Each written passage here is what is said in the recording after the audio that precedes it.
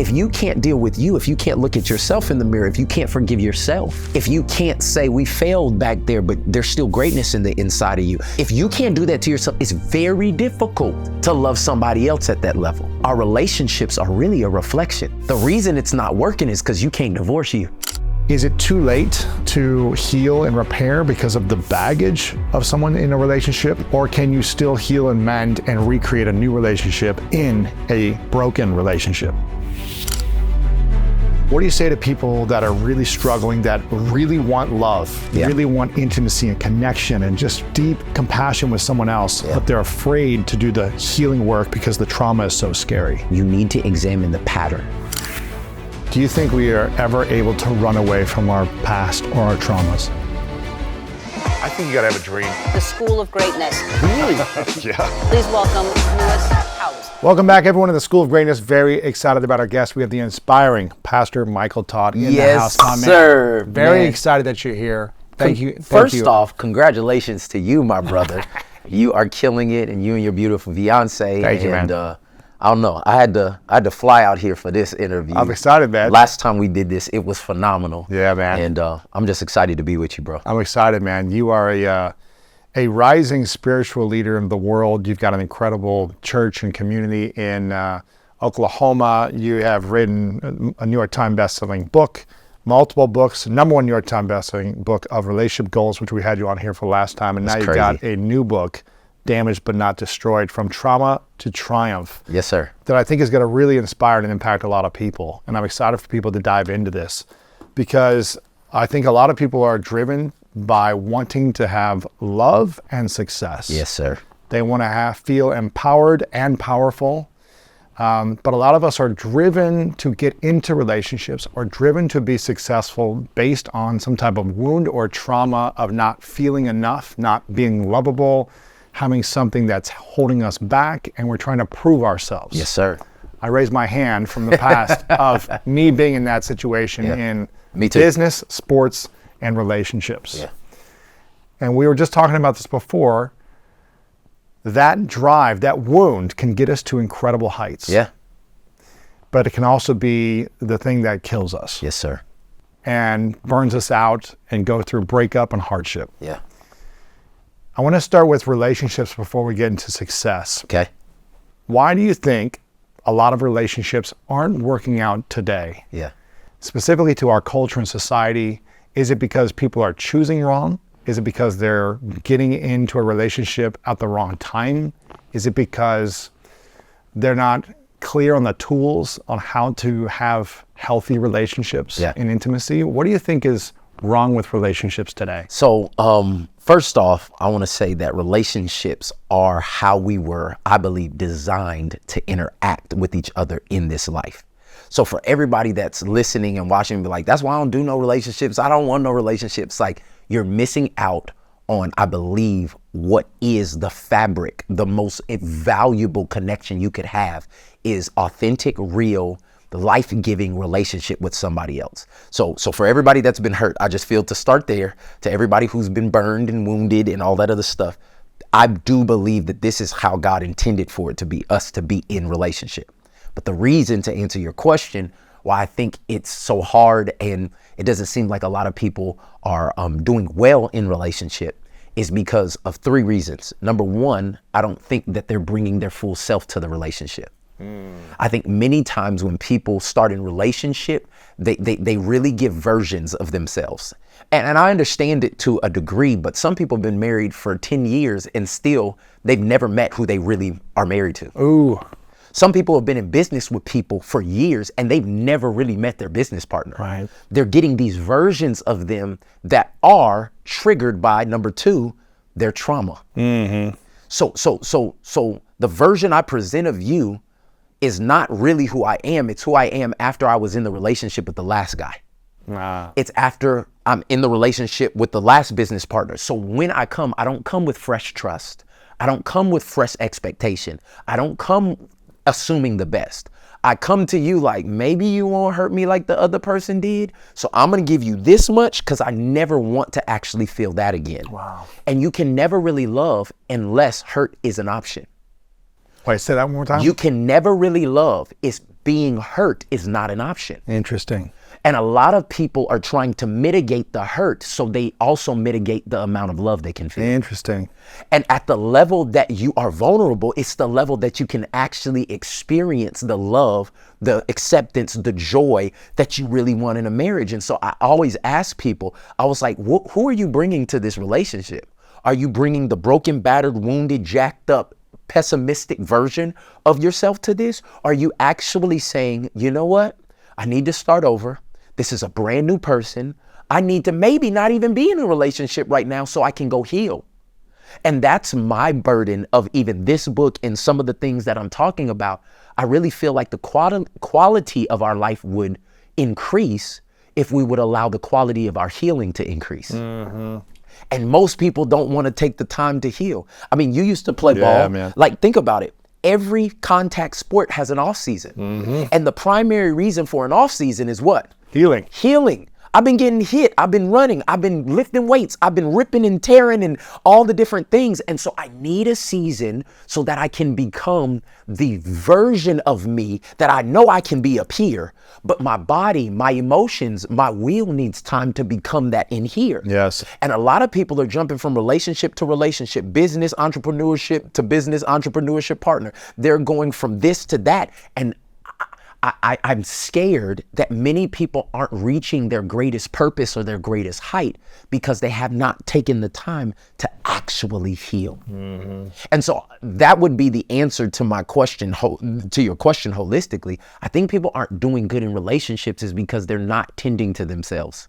Right, they're not tending. So you said not bringing the full self to the Yes. other person, whether it's intimacy, whether it's friendship or business. They're allowing their traumas to guard them or hold Yes. them back as well because they're not allowing themselves to recover or heal.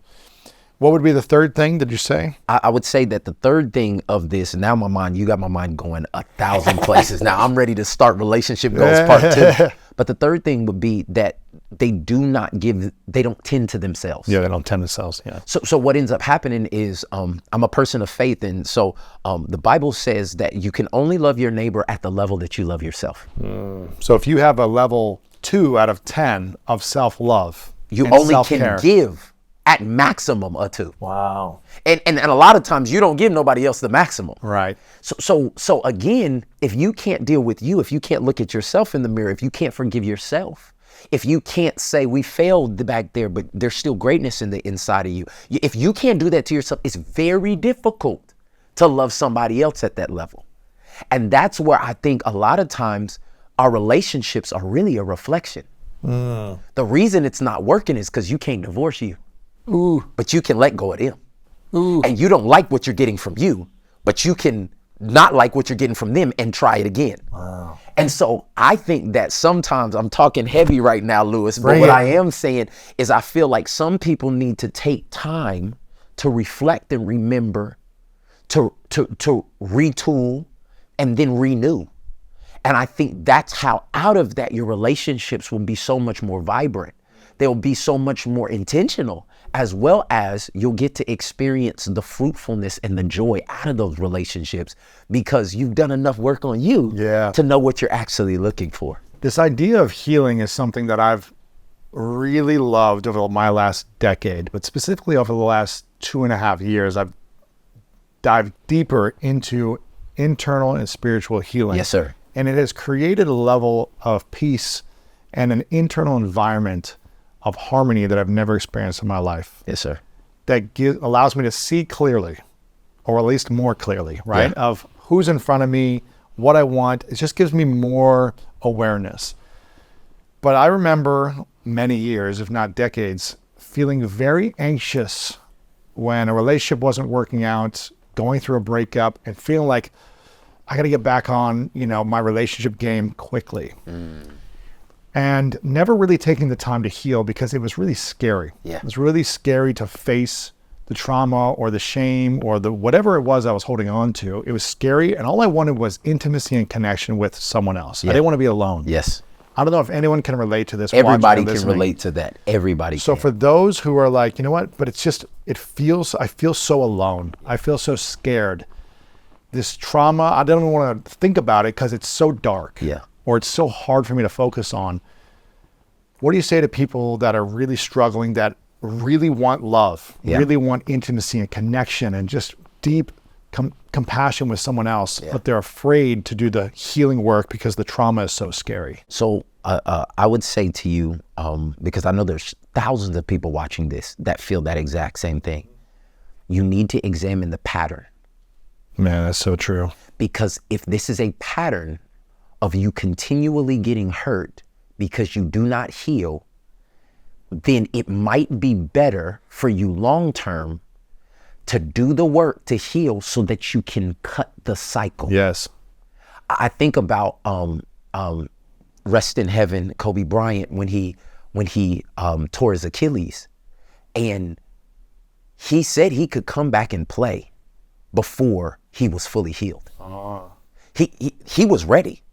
I mean, and he would have probably been better than 9 out of 10 people on the floor. He could have fooled everybody, but he knew he wasn't his 100%. He wasn't his best. He was not his best. So if it came down to the last minute when he really needed to be his best, he wouldn't have what he needed to have. So they took the time for him to actually heal. What I'm saying is, you may be fooling everybody. Your Instagram is popping, your business is successful, you got the bag and the body and you got all the different things, but you know deep down in your soul, your mind, will, and emotions, you know you're still hurting. Ooh. And so what ends up happening is you come in limping to love. You limp into love. Wow. Instead of leaping into love. Right. You should be able to go a lot higher, but because you're still aware of the thing that you need to be healed, you don't go. And so what I'm saying is, if this is a pattern, if it's been the same, it was John and then it was Joey and then it was Julio, then it was Jaquan and then it was Jared. Like if it's the same thing, you might want to step back and get a new perspective because the pattern is the same. Mm-hmm. And a season of discipline can produce a lifetime of freedom. Come on. And that's where my encouragement, I've counseled too many people, I've been around too many people, I've helped so many people get through this hump in their life. And what they realize is what they're scared of, they need the most. That intentional time with themselves, that intentional time with God, that intentional time with community, that intentional time in counseling. They need that because if you discover you, if you find out who you are made to be and walk in your purpose and get confident in that thing, then you actually will attract what you really want to love. Mm-hmm. And most people are attracting to their insecurities. Ooh, man, that's true. You're attracting based on your trauma, not on the healed version of you. Right. And so you're looking for somebody to play savior and they can't. They've never been able to have that ability in this life. And so I would just encourage those people. I know it's hard. I know it's frustrating. I know you probably even tried before. But as someone who can identify with you, like as someone who did not want to face their trauma, did not want to talk about the bad stuff that happened, did not want to even block stuff out. No, I'm not going there. Like the journey that I've gone on to actually take everything that has damaged me and say, you know what? I may be damaged, but I'm not destroyed. This thing that was trauma, it actually can be fuel to make me triumph. I learned that the value was still in me. And then once I learned the value was in me, then I could give and add value to other people. And so I'm telling you, it may be hard, but it's going to be worth it. Wow. You've been married for 14 years now? 14 years. 14 years. Together 21, is that right? Yeah, this is my high school sweetheart. Met her when I was 15 years old, and she's still the finest woman I've ever seen in my life. Amazing. I love her. Yeah, I'm assuming, I don't want to put words in your mouth, but I'm assuming that when you met her, you weren't... I was a boy. You weren't on the healing journey yet. No, I was a boy. I was still messing up. You had traumas, you Yes. had challenges, Yes. you were struggling. And I'm assuming when you got married, you still had a lot of traumas and challenges, right? Yes. So how do you heal in relationship Come on. if you've made a commitment to someone already and you realize, oh, you know what? I still got my wounds and traumas and I'm still kind of messing up in certain Yes. ways. And maybe she is too. Yeah. But we've been together for 3, 4, 5, 6, 7 years now. Yep. Now we got kids and we're realizing we've been trauma bonding or reacting or triggering each other or hurting each other unintentionally, or I've been hurting myself. Is it too late to heal and repair because of the baggage of someone in a relationship? Yeah. Or can you still heal and mend and recreate a new relationship in a broken relationship? I'm not saying yours was broken, but anyone. This is what I do. And for everybody that's listening, you have to go get my book, Relationship Goals. This is not what we're talking about today, but it will help you. It's how to win in marriage, dating, and sex. And you really need to get that. And my answer to your question, Lewis, is yes. Overwhelmingly yes. Two broken people who make a decision to do something are way more powerful than a broken person who decides, I don't want to try. Like, trying turns into training, and training can change your destiny.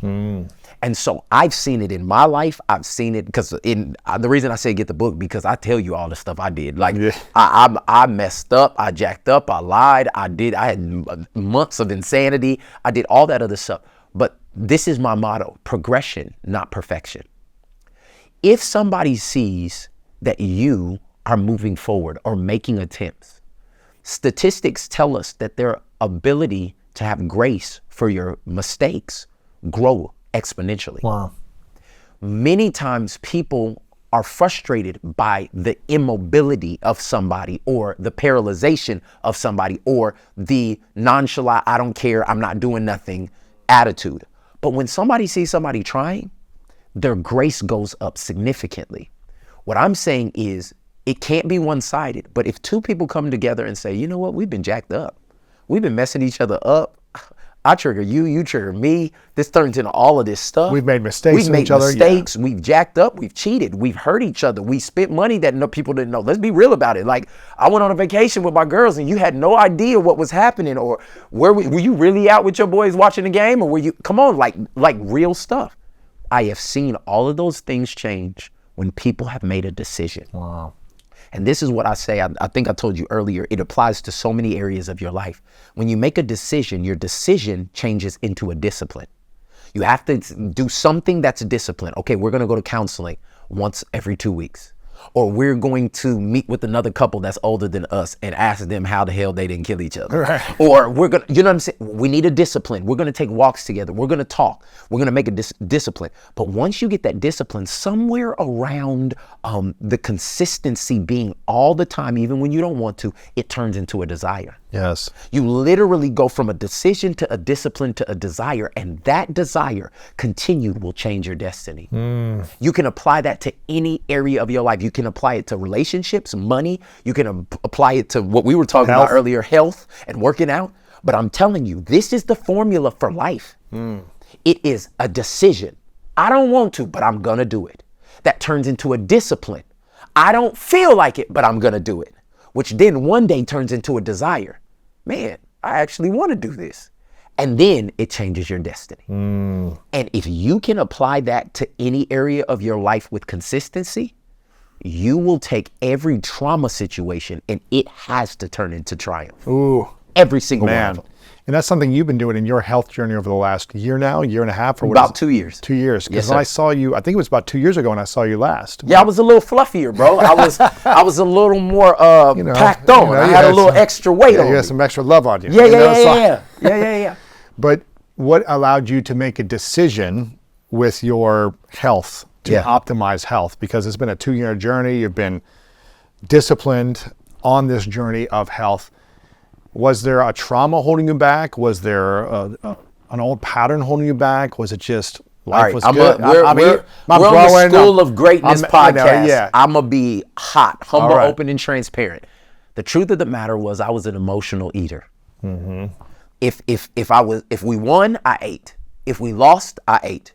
If somebody died, I ate. If somebody had a baby, I ate. Like, it was like, what do you do that you are in control of that makes you feel good? Cookies and cream ice cream, Bluebell, all that. I mean, burgers with cheese and like, it was just, and it didn't matter what time of night. I find myself 2 o'clock in the morning, like, what's open? Like, ice cream, let's go. Ice cream, and I was an emotional eater that I never addressed it. I never even thought about it.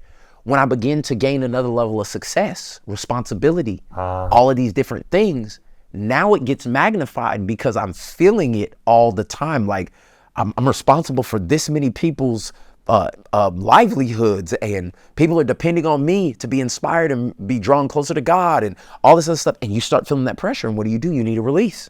Food. I was eating. Here is a bonus relationship tip thanks to our sponsor, Regain, a couples therapy option offered by BetterHelp. What's the question that's at your heart in terms of setting up intimate relationships for success?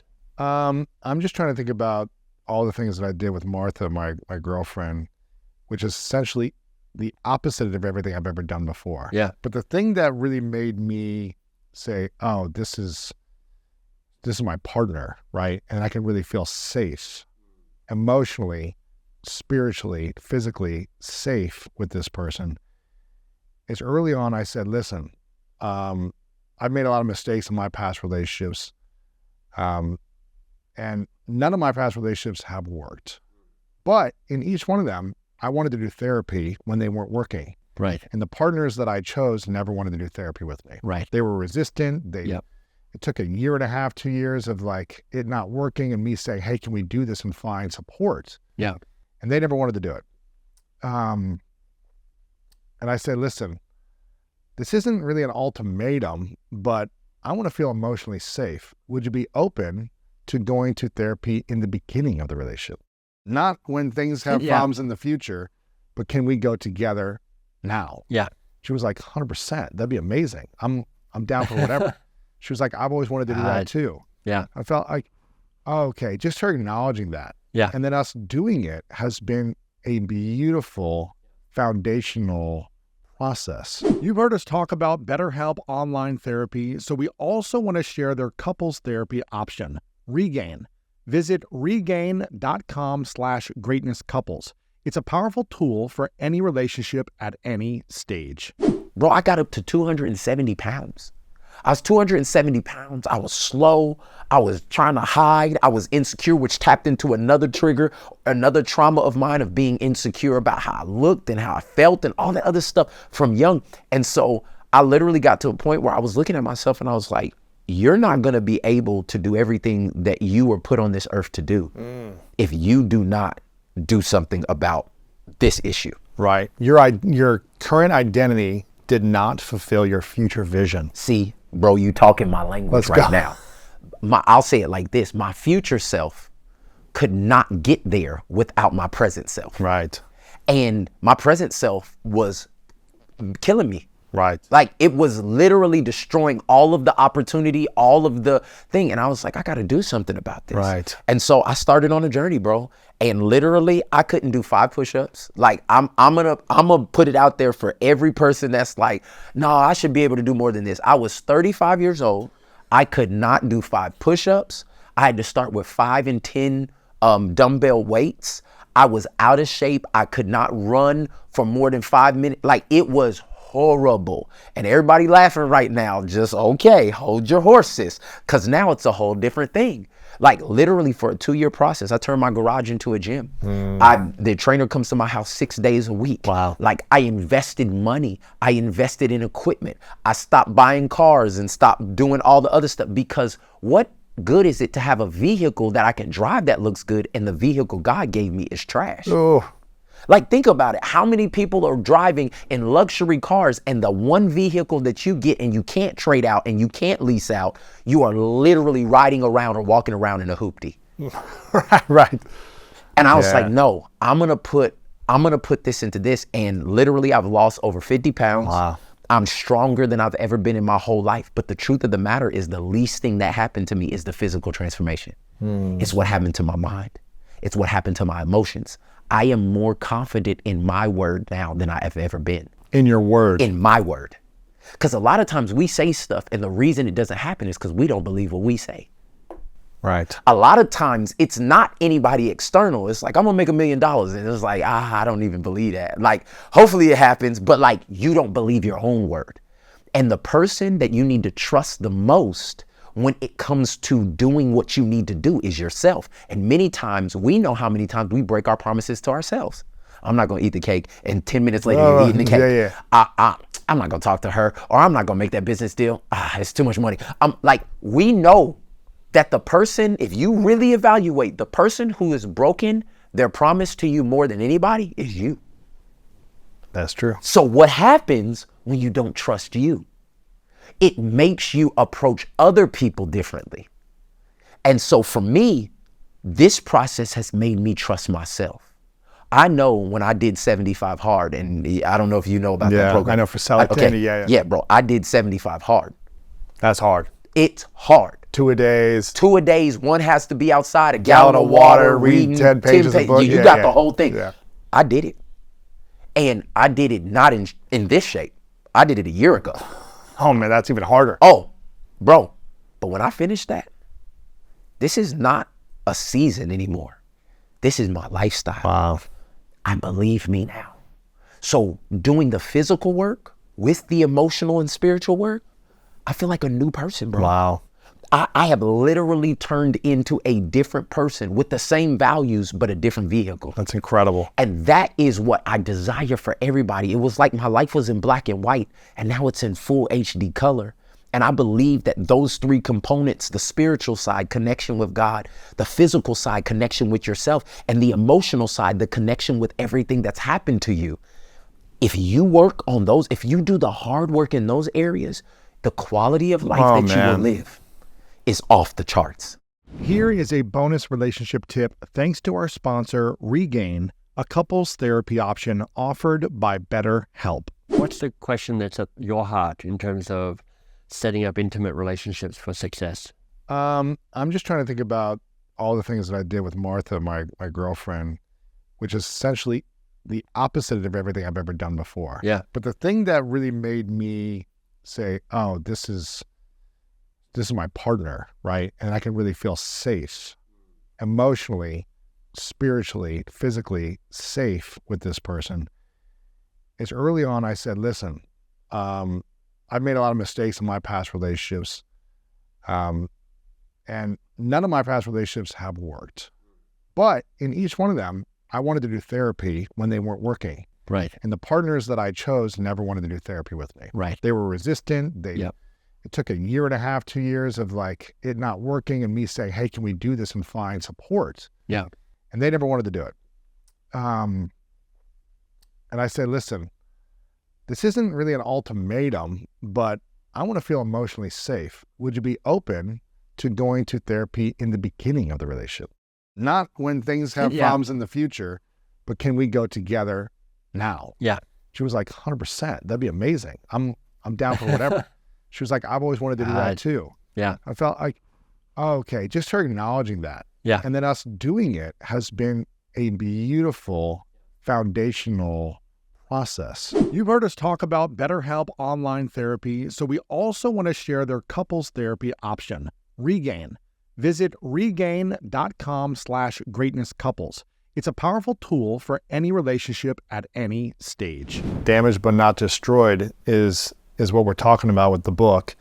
What do you think you would have been in 5 to 10 years? Because you had been, there was a groundswell around you. Really about 4 years ago, 5 years ago, that kind of like social media, all these people in your community and the world is now paying attention to you and your message and your content and your books and your voice. And for great reason, right? Because you're bringing a lot of joy, inspiration, and service to people. Where do you think you would be in 5 to 10 years had you not taken care of the commitment, the decision to being disciplined with your health? Yeah. But you're still on the rise. Yeah. You're still serving. You're getting all this real estate. You're impacting people. Yeah. Millions of people are following you. Where would you be in 5 to 10 years? I would have unhealthy habits that would jeopardize everything. Really? Oh, well, it's how the human nature is. If you're not healthy, but you still are making great impact, what ends up happening is that great impact starts to affect you differently because it becomes a harder pressure because you do not have the vehicle or the container to do what you need to do. So you need to find ways to medicate.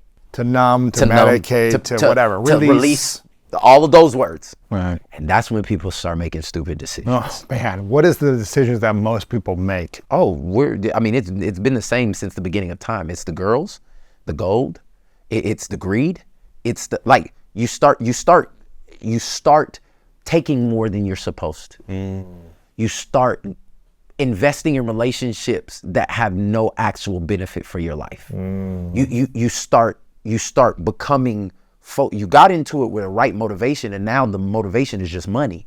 And so it changes the heart and the content of what you're doing, because it's not about actually helping people, it's about how many people can help me. Like, when motives change, the ways that I release change, and then, I mean, we haven't even talked about the substance abuse. Like, I can't tell you how many athletes and people that I mentor and pray for and help that they're literally inebriated more than half of the day.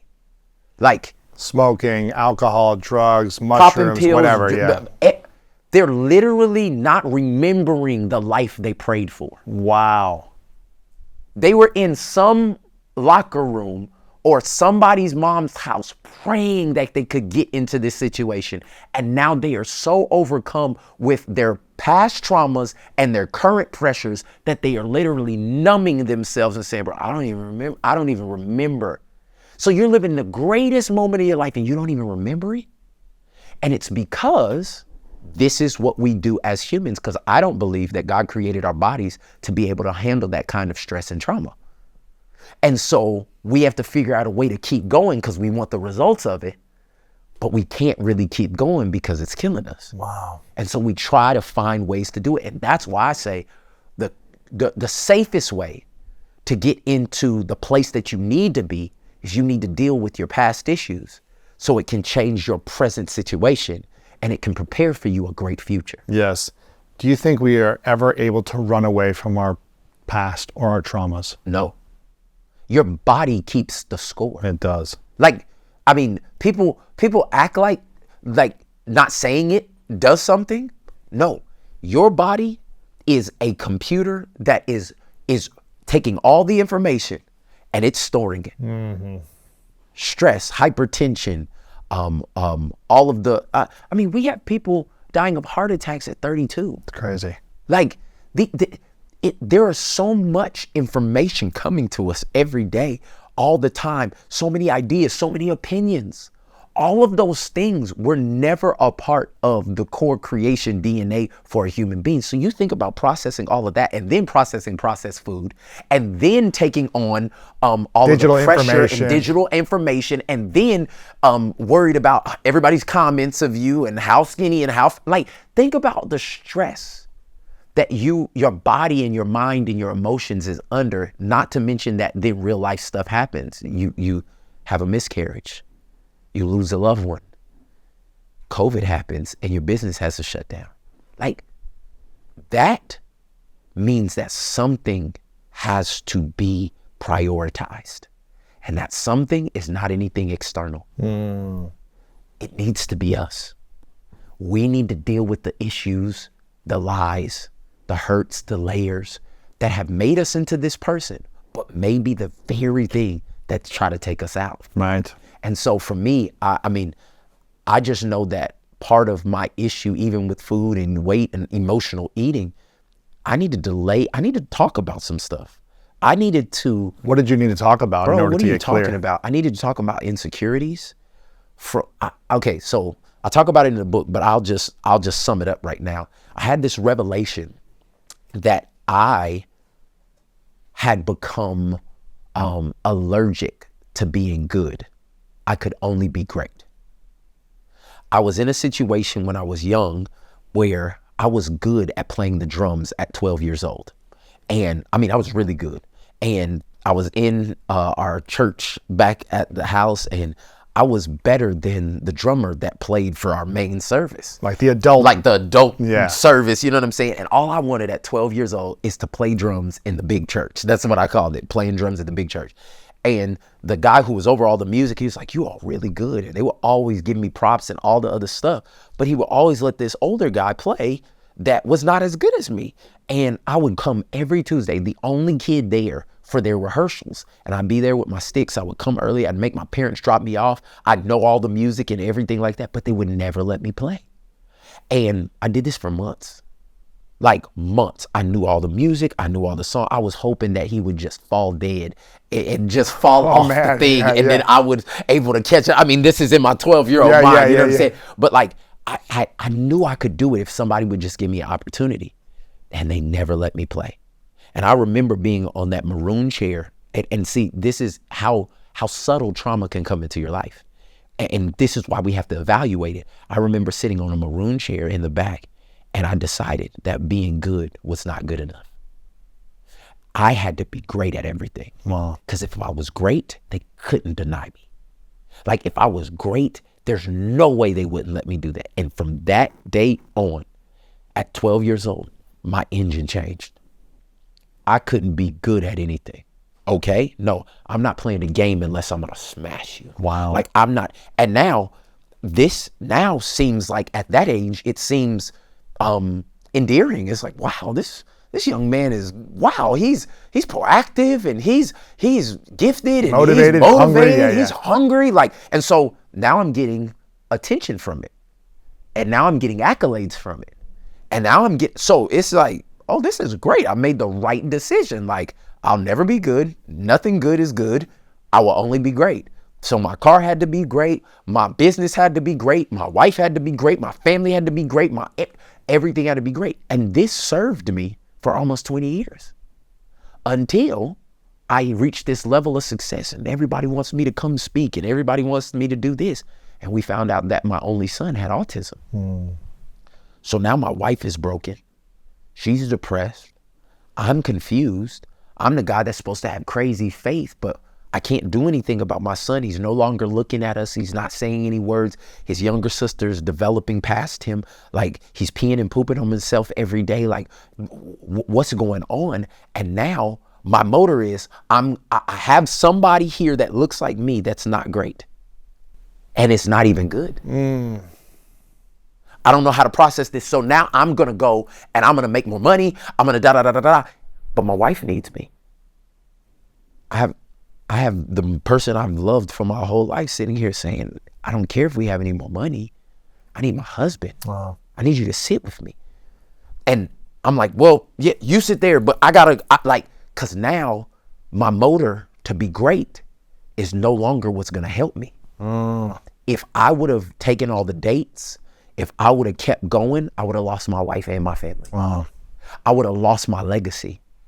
I would have lost the thing that meant the most to me. And this is the culmination of me having to deal with, like, where did that come from? And so I was sitting with my mentor outside of Oklahoma City in a Crackle Barrel. And he's listening to me talk and he's sitting there. His name is Tim Ross. And he has this huge pile of eggs that he's eating. He loves eggs for some reason. And I just remember seeing the eggs and he said, so when did you decide that your standard for this life was greater than God's? And I was like, what are you talking about? And because I'm a person of faith, we look at the Bible as principles and practical things that we can use to live our lives by. He said, remember in creation, it said, in the beginning, God created the heavens and the earth and the star, and he told the ocean how far it could come and created land and did all of these things. And he looked back at his work and he said, it's good. He created the solar system and the galaxies and all the animals. And then he looked back at it and said, it's good. And he does all this creating. On the sixth day, he creates man and woman. And he looks at him and says, this is good. He said, if God's standard is good, why is your standard great? And something inside of me was like, whoa, I can't keep living and not even appreciating all of the good that's around me because of the trauma that happened to me at 12. Wow. And now I don't even like good. I don't even appreciate good, where people would love to have good. I can't have good money. I have to have great money. I can't be good in my relationship. My relationship has to be great. I'm literally missing the essence of life and what's right in front of me. I can't even be grateful for what people would kill for because of the trauma that happened on the maroon chairs when I was 12. Wow. And this is part of what led to me going through this healing journey and transformation so that I could really, really live life to the fullest. This is a powerful story, man. And in your book, on page 49, you have a little quote that says, "Our fruit is always connected to the root." Yes, sir. So when you thought back to your 12-year-old self, where was the fruit that Yeah. was in the root of your pain? Yeah. So the fruit was, now I'm a very successful workaholic, excellence expecting perfectionist person, Mike Todd.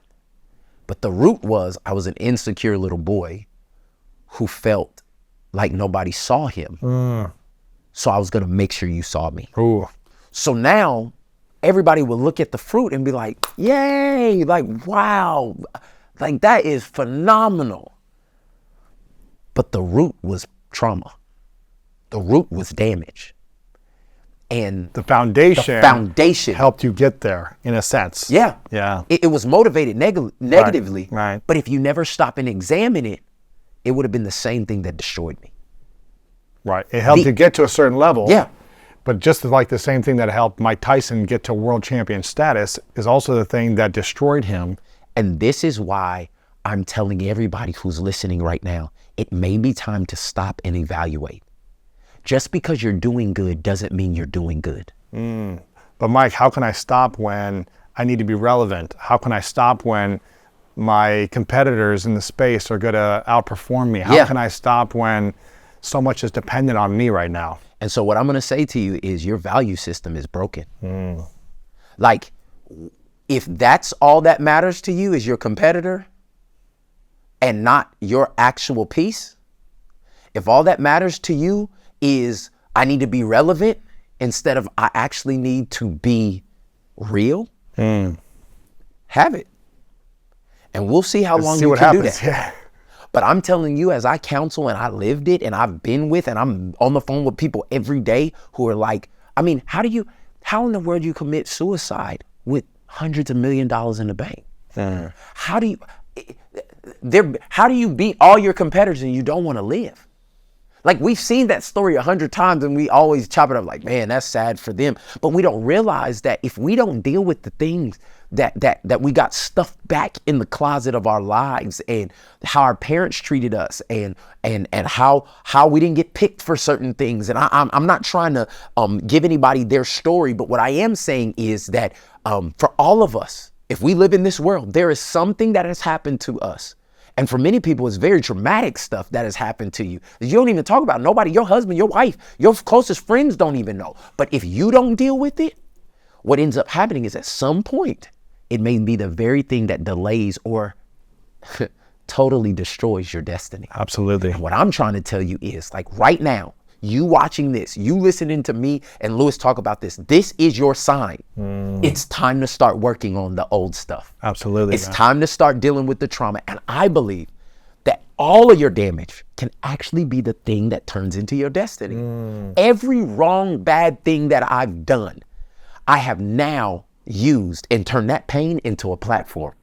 And it's the very reason why people relate to me. It's the very reason I'm on this podcast right now. It's the very reason that we're doing anything. But it's like, if you don't do it, it's going to take away from you instead of add to you. So over the last, few years for you, as you transformed the emotional eater in you and the insecurity in you into something greater, into security and peace and conscious eating. Yes. I'm sure you're not perfect in your eating still, No, but we you're own more it. intentional eating. I brought my meals with me. Exactly, man. What was the value system that you had before, and now what is the new value system that you've upgraded to? Okay, so I'll have several layers to this that I go into the book, but let me just say this. It can be broken down very simply is I cared about people's thoughts of me. Now I care about my inner peace. Right. So you can't have both.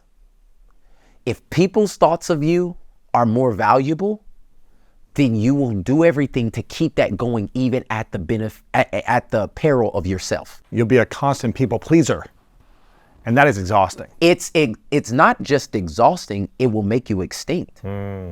It will kill the reason why you do what you do. So, like, practically how this works in my life is that I'm telling you, my engine is, I gotta be great, I gotta be great, I gotta be great. Like, this is my whole story. We have a breakdown. My son has autism. My wife is depressed. All of these things are happening. I had to cancel 6 months of engagements. Wow. Speaking engagements, I mean, commitments. It was all my money. Right. I literally had to say, what do I want? Do I want to look up 5 years from now and have made how many ever thousands of dollars that would have been? Or do I want my family? No brainer. Are people going to be mad at me? Are people going to be frustrated? I'm already on the bill. They may never invite me back. But these are the people that I committed to, and I want to be healthy more than all of that. So I could have been a people pleaser, or I could have done what would have happened, what was best for my inner peace. And so it hurt to cancel all summer 2019 all the way to December. Ooh. I mean, every conference I'd ever gone to, they were paying me to come. I was flying all over the world. You were on the rise. I was going, literally everywhere. Australia, Africa, London. I was everything. And I had to call them and cancel all. Wow. So you had to cut the idea of being a people pleaser as well, Immediately. Which is painful for a people pleaser. For anybody who wants to be great, and you think that your greatness is on the other side of a connection. Ah. And I had to realize that my greatness came from the purpose that I believe God gave me before I was here. And so maybe this was something that was going to make me, and I was right. Like literally that was the summer that everything changed. Really? Oh my God. When I wasn't going after it, something started happening in me. And so many times we're so busy that we cannot see what's actually going on. And I needed a break. I needed time to be out of the hustle and bustle to be able to actually evaluate, like, what do I care about? Like, what's important? What brings me peace? Like, okay, I got money in the bank, but that I'm still stressed. Like, I'm still hurting. I'm still frustrated. Like, and once that happened, it was like the floodgates opened. Wow. Like everything in business, everything in my relationship, everything, because I started working on what was going on the inside of me, man. And that's why, again, the message that I'm coming with Damaged But Not Destroyed, I just want to be a coach. I want to be a guide because I've been through it. And most people write this book at 65, 70. Like the stuff I'm talking about in here, that you wait till you're way past it. And I was like, no. I said, because somebody needs to know in their late 30s, in their early 20s, in their mid 40s, in their 50s, like now is the time to start dealing with this stuff, because the life on the other side of it has way more value than the one you're living now. Right. That's so true. You know, I think something we have in common is we both lean on mentors and guides. Yes. To give us counsel, to give us feedback. Yeah. And one of the things that stood out for me last time we connected is that you lean on a mentor, and you have for over a decade, at least as you've been a pastor. And one of your mentors early on, I don't know if this is the same guy who's eating the eggs, but one of your mentors said, you've got to take at least a month off a year. That's the same guy. Same guy, yeah. Tim Ross. What's his name? Tim Ross. Yeah. And that stuck with me because I go, wow, you had just come off, like, I think, again, the #1 New York Times bestseller. I think when I saw you, and you're like, you either just came back from a month off, or you were like, I'm about to go on a month off. No, I was about to go on it. Yeah, you're like, but I was like, but this thing just hit #1. Don't you have to go like promote it more and like do all the press? You're like, you said something like, this is the time where when everything is hot and you feel like you got to go even more and go farther, that's the time you need to take a break if you've already pre-scheduled that. Yes. You know, don't just jump in because there's more opportunity. Yeah. Be there for yourself first and allow for opportunities to continue to come. Yeah. I told you last time, I said I live on principle. Most people live on opinions. I live on principle. And so a principle is something outside of you that governs you even when you don't want it to. Right. And so for me, the principle was, for what I do, I need to take a month and I need to give to myself, my family, my spiritual health, because I'm giving out a lot. I'm trying to add value to people all the time, and I need to do this.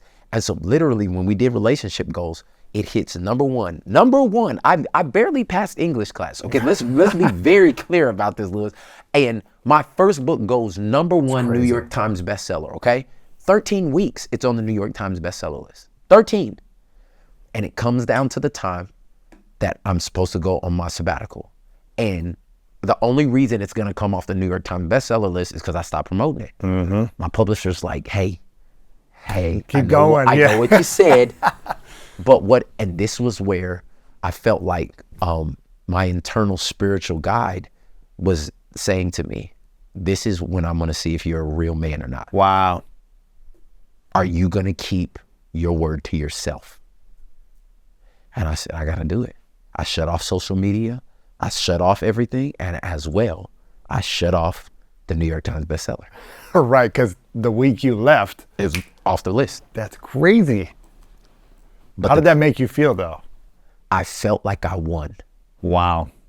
Because at the end of the day, I became a better man more than I sold more books and became a better success to other people. And this is the crazy thing.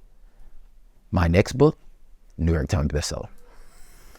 So I feel like it was the seed I sowed on obeying what I knew I needed to do and live on principle that then like paid it forward for the next book. Most people don't get one New York Times bestseller, let alone two. But your first two books are both New York Times bestseller books. I didn't have no big marketing team or anything like it.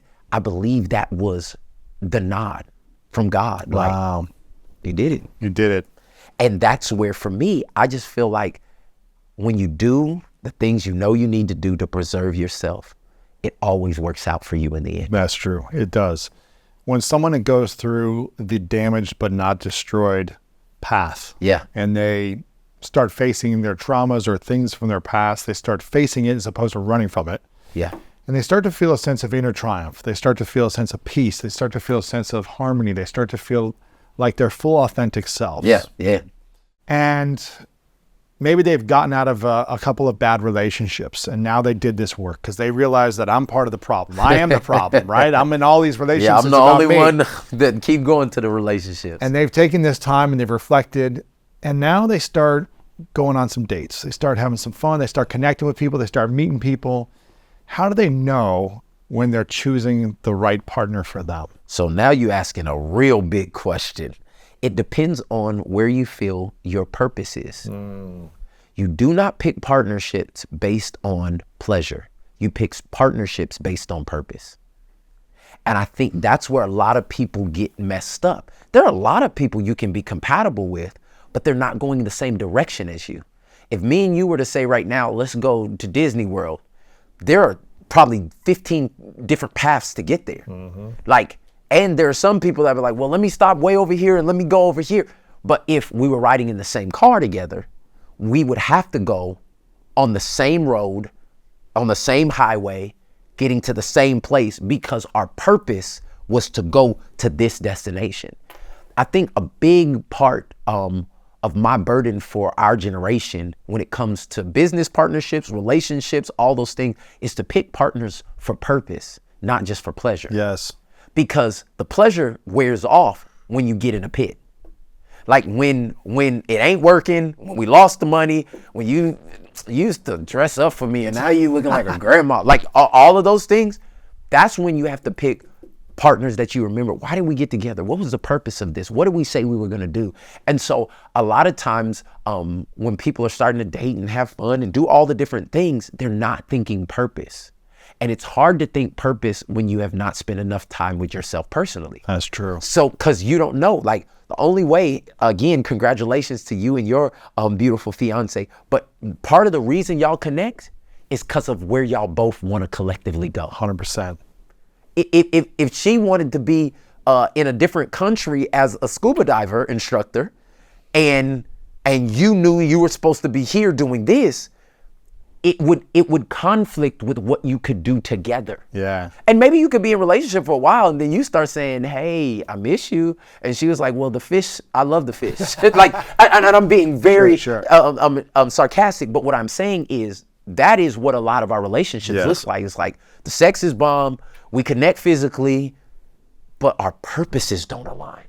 And so, And it can only last so long oh my God. to have that sexual chemistry or connection all by itself. That never has worked. If that worked, all relationships would be together. Like the truth of the matter no is divorce. there would be no divorce. And that's why I say again in relationship goals, like there is a formula that and a pattern that I believe that has been set out, that has worked from generation to generation to generation, that if you get the right relationships right first, if you get the relationship right with yourself, the relationship right with God, and then you can get the relationship right with somebody else, then that pattern takes you to where you need to be. What I'm hearing you say is that when you're in alignment with your higher purpose, Yes. and when you're in alignment with your own individual purpose of who you are, Yeah.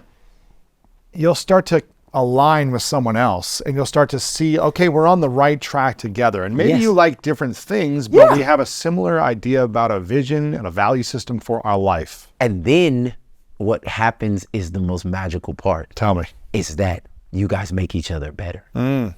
So my purpose, I thought I had a purpose until I met my wife. And when we got together, it was like, oh, I thought it was going to happen like this. We are greater together. That's where the scripture says 2 are better than 1, because they have great success on their investment. And 2 are better than 1 because if one falls, the other one can be there to pick them up. How can one stay warm by itself? No, they need each other.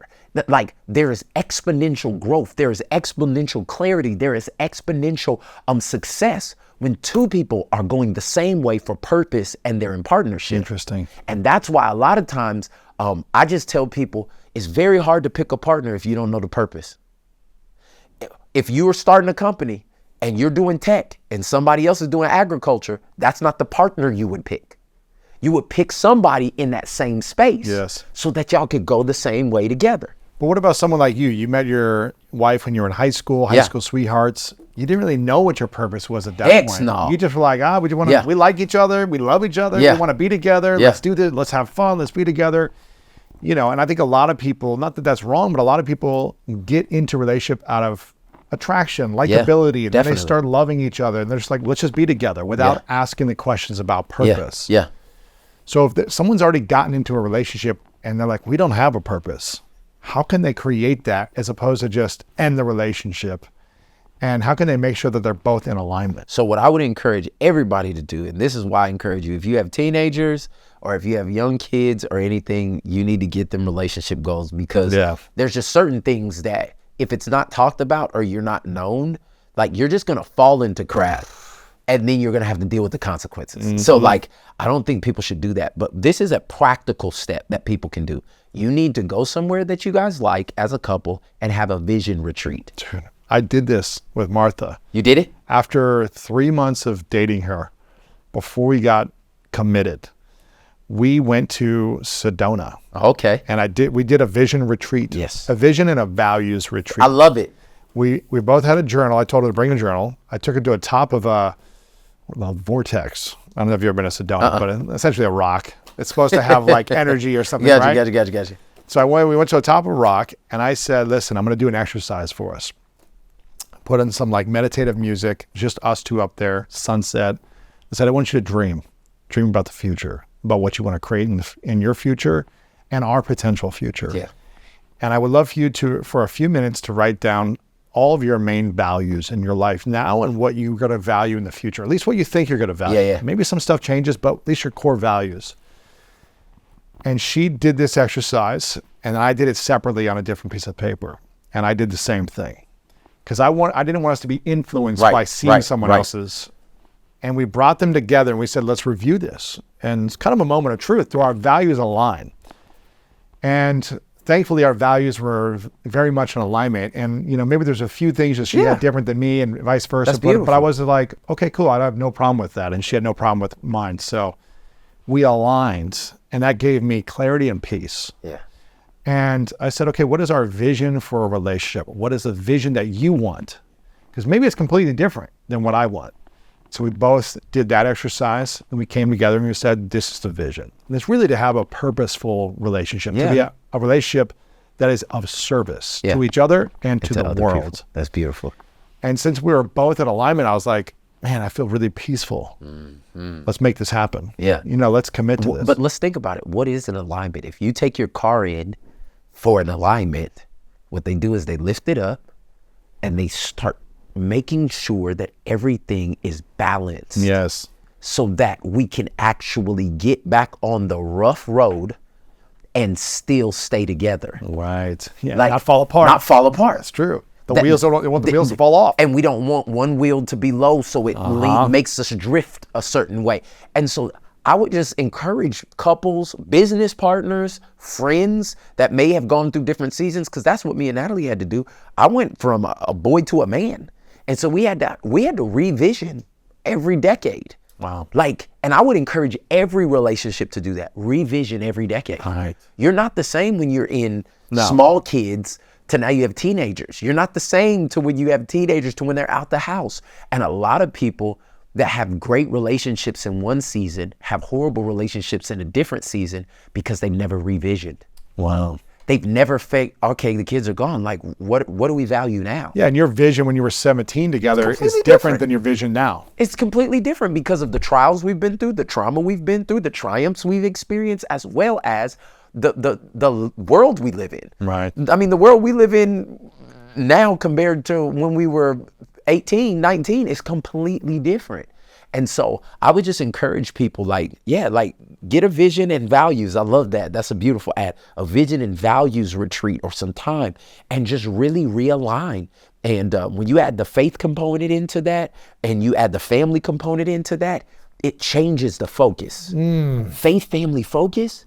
When you get that together, bro, it then gives you motivation to why you go to work. Wow. It gives you a why.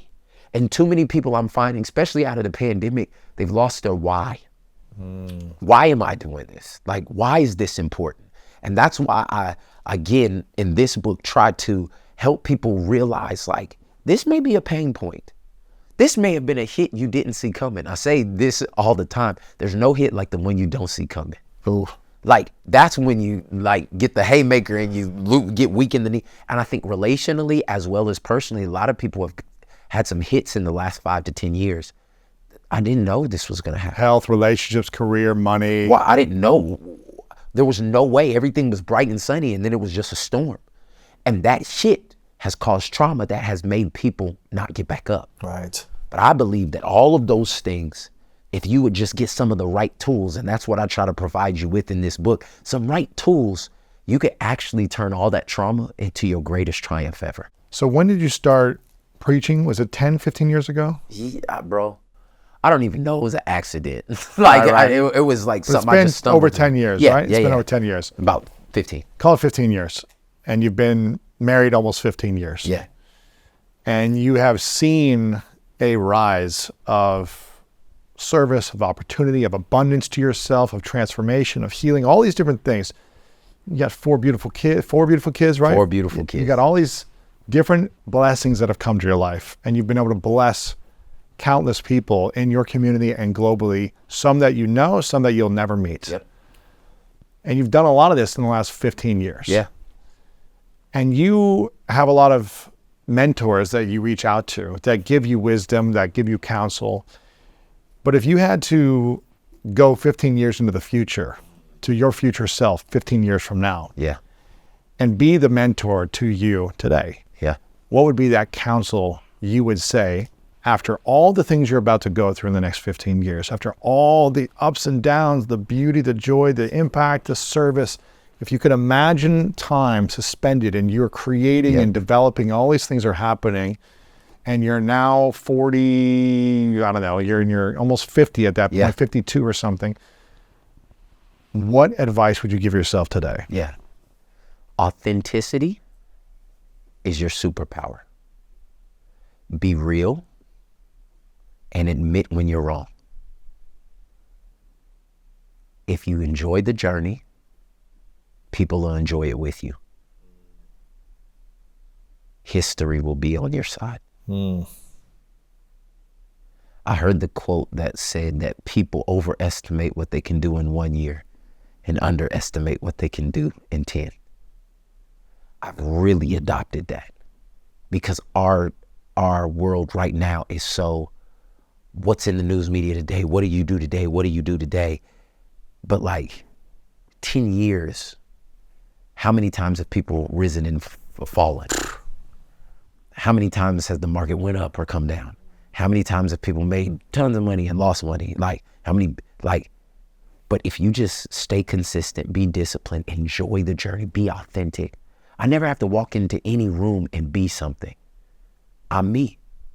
And I see a lot of my friends and a lot of people around me, and they got to get ready. They got to put on to do something. And that must be exhausting. But if you could be authentic and enjoy the journey, people will enjoy it with you. Yeah. You'll find that people enjoy it. History will be on your side. Like, if you do everything that adds value to people and you actually are valuing who you are too, it just creates a life that is actually admirable, and a life that I believe that more people really want to live. They're searching for it everywhere. They're searching for it in the bottle. They're searching for it in pills. They're searching for it in porn. No. They're searching for it in success. And I know, because I've looked in all those places. But the only place I found it is in a relationship with the Creator and in a relationship with myself. Like, that's where everything started coming together. And when that stuff started to come together, everybody around me is blessed by default. Wow. Like, being a service to the world, you only can be service to the world when you have first become a service to yourself. And now, everything around me, every time a tree is planted with fruit, that fruit's coming off and it's going to nourish everybody. But if that seed is jacked up, it never gets the opportunity to grow and produce the fruit. Right. And so, yeah, I think that's what I would tell myself or anybody else if I was the mentor. Yeah. Speaking of service and purpose, you live a life of service. Yes, sir. And we have a mutual friend in common that you have been of service to, even though, it wasn't a popular decision for you to do so. Yeah. Or people didn't want you to support and help out or whatever when they were on the fall or when they were struggling or when they were, in a bad light. Yeah. Why make decisions to help or be of service to people or lean on people and let them lean on you when maybe others don't think that's the right move, or it's not good image, or they don't like that decision? Yeah. Why make those decisions when it could hurt your business? People could leave your church. People could say nasty things about you. Yeah. Why try to lift someone up when maybe they've done something justifiably that's caused other people to be upset? Why lean on the support and lifting others up when they're in a bad place in society? Yeah. So I'm going to go ahead and show my whole faith card right now, because this is who I am. I believe, for me, number one, the Bible says, do unto others as you would want them to do unto you. So for me, if I was in a bad spot, if I had messed up after helping all these people in the name of God and declaring Jesus and being with Christian and all this other stuff, and I still am human and I messed up, I would pray that somebody who says that they love God and God is love, I pray that somebody that represents him would come and help me. And for me, doing unto others as I would want them to do to me, I feel like is a seed and a testimony of what I call the grace of God. Like, I'm a jacked up person, Lewis.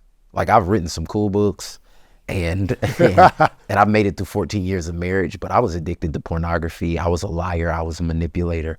I had been arrested for car insurance fraud. I had all this other stuff. Like, I know what's in me without God, without the transformation that has happened through my relationship and my faith. And so when I see people down and out, when I see people hurting, when I see people broken, especially people who carried a heavy weight in the faith community, like, I just feel like it is my responsibility as a brother or a sister to reach out and to just help. There's a story in the Bible, the Good Samaritan. People have heard it even if you're not a Christian or anything like that. This man's beat up and jacked up on the road, and the priest passes him. And then the person who leads the worship passes him. And it's just this Samaritan that comes, and usually they don't even communicate with each other, but they takes him to the inn and says, hey, clean this dude up, put it on my tab. I'll be back tomorrow. I'll take care of everything. And Jesus is telling this story, and it's like, who's more like me? The guy who represents me and is in the church, the person who sings to me, or the person that was just on the street that said, I'll take care of it. There's nothing they can do for me, but I'll take care of it. That's who I want to be. Right. You don't got to know my name. You don't got to know all that. I just want to actually be of service. We've said it several times, be of value and help people, because one life can turn into millions of people's lives being changed. And so for me, man, I had to get rid of that people pleasing to even do that though. Gosh, it's so hard. Do you understand what I'm saying? Yeah. Because like, if you stand by somebody who people don't want you to stand by, They're not going to like you. they're not gonna like you. And for me, people cannot like me as long as I know I'm in right standing with God. That's beautiful. And so for me, I've gotten used to like, actually, I say this all the time, is a lot of people hear the message of the Bible and they hear it, but they don't live out the method of the Bible. And for me, I want to live it out. I want to actually be love to people. I want to show love. I want people, I tell people at our church all the time, you can belong before you believe. Like, you don't got to believe, like, let's just be friends. Right. Let's have a relationship. Right. Maybe something you'll hear, you'll be like, I can use that. Like, and then I'll take it a step further. You can belong before you behave. Right. Okay, you still going to the club and having sex with everybody? All right, cool. Like, but at least maybe you're hearing something that could potentially encourage you to do something different. Right. Like, and for me, I know it's not popular opinion, but that's what I needed. Wow. I needed somebody to be that real, that authentic, and that accepting. And I believe that the message of Jesus Christ is actually that. Sometimes we've just had bad representatives. Sure. And so I'm just trying to represent. My man. We're talking about damaged but not destroyed, Yes, from sir. trauma to triumph. Make sure you guys get a copy or two and give it to a friend. This will inspire you. Lots of great stories, lessons, tools, and takeaways. So make sure you guys get a few of these copies. We can get it at your website. We can get it everywhere on We can get it Amazon, everywhere. Barnes & Noble. And people can follow you on social media. You are I Am Mike Todd. Yes, and sir. also IamMikeTodd.com. We'll have the links up for this as well, where people can get it. If they follow you anywhere, they'll see this out there. A couple final questions for you, man. This has been really powerful. So This thanks has for amazing. amazing. thanks It- for coming on. This has been Bro, really cool. This is every time though. Yeah. The The next time will just be just as good, man. Let's go. I asked you this question last time. The last couple questions I have. I asked you this last time. I'm curious if it's changed. It's called the 3 truths. So imagine hypothetically it's your last day on earth. You get to live as Right. long as you want to live. Okay. You get to create and generate and serve the way you want to. But for whatever reason, on this last day, you've got to take all of your content with you. Books, conversations, they're all gone to the next place. Okay. And you got to turn the lights off in this world. But before you leave, you get to leave behind 3 lessons. And this is all Goodness. this is all we would have of your content, are these 3 truths. Yep. What would be those 3 truths for you? Number 1, God is love. The second message would be you're valuable. And the third would be let your family be your greatest achievement. Because I would be gone, but they'd still be here. Man. And if you take all my content away, it would live through them. I just got the chills just thinking about that. This book I dedicated to my grandchildren. Oh, that's beautiful. I have no grandchildren yet. My oldest is 10 years old. But it was said a good man leaves an inheritance to his children's children. And so the inheritance I want to leave is not just physical things. I'm going to leave them that, but I want to leave them emotional health and spiritual health. And I believe this book, the content, the value, it's showing up in my daughters and my son and in their kids. And my family will be my greatest success story. Wow. And That's because that beautiful. keeps living on. Absolutely. That is beautiful, man. Can I share something about the back cover real quick? Yeah, go ahead. Okay, so if you look at this back cover real quick, and I wrote this. This is the one the publisher wanted me to have. They wanted me to smile. Okay, but this is my cover right here. And we did a double cover. This is 3 generations of Todd men, Of you? of my whole family, every man in my family. Oh, wow. This is my dad's cheek. These are my brothers. This is me. This is my eye. And this is my son's eye. Oh, my gosh. But it still looks like me. That's great. But it's It's every man that is close to me. And this is to paint the picture that if you don't deal with your damage, you affect every person you love. Wow. And this is what I said in the book. What's not transformed is transferred. So if I don't deal with what I'm seeing in my eye, it goes to what my son sees in his eye. Wow.